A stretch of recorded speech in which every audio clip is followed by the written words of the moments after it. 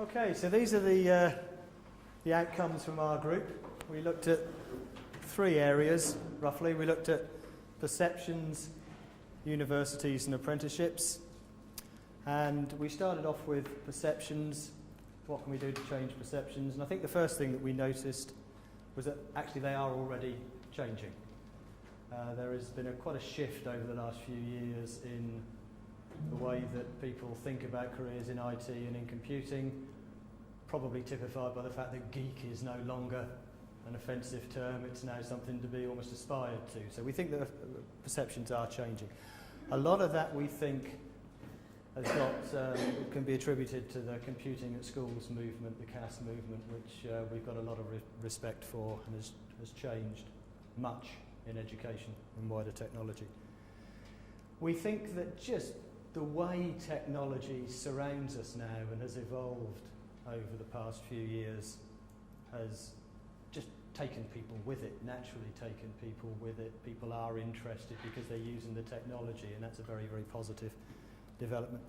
Things we need to do to change perceptions, we probably need to be a little bit more focused in the careers advice that we give people and make them aware of the opportunity, not just in IT, but in other subjects.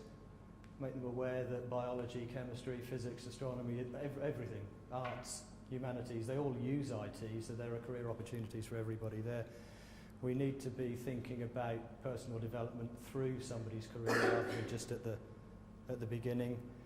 We need to be talking properly to local businesses as well as the local schools and finding out what those opportunities are and trying to join all this up. And the last one that we identified from the perceptions point of view is we think computing needs a Brian Cox. We think we need somebody young and personable that can actually carry the message for IT and computing in the way that it's been done for more mainstream science. We then moved on to look at the role of universities, both problems and opportunities. And we noticed that it has been difficult for computing in universities over the last few years because there hasn't, on the whole, been an identifiable computing stream through schools and colleges. But at the same time, that is now changing. Unfortunately, it's changing faster in England than it is in Wales, but it's changing.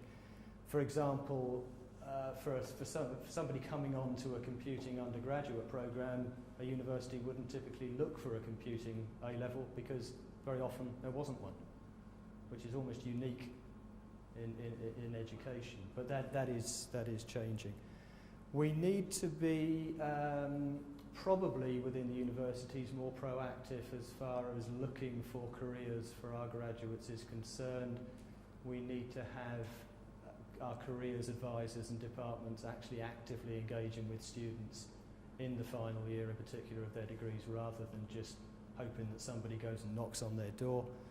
And something that we know works is finding real projects for students to work on while they're on their undergraduate programme rather than something that's artificially constructed within the department. That's a challenge because there often aren't enough of those projects to go around, but where we do find them, it works very well.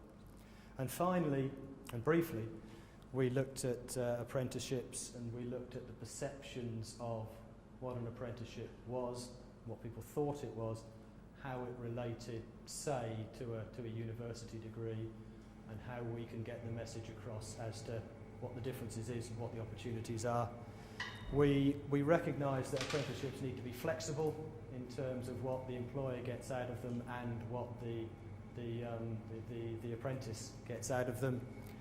And we recognise that in the changing world where IT, digital skills, computing is embedded in all the other disciplines, that these is not constrained to some narrow field, but does have opportunities across the wider field.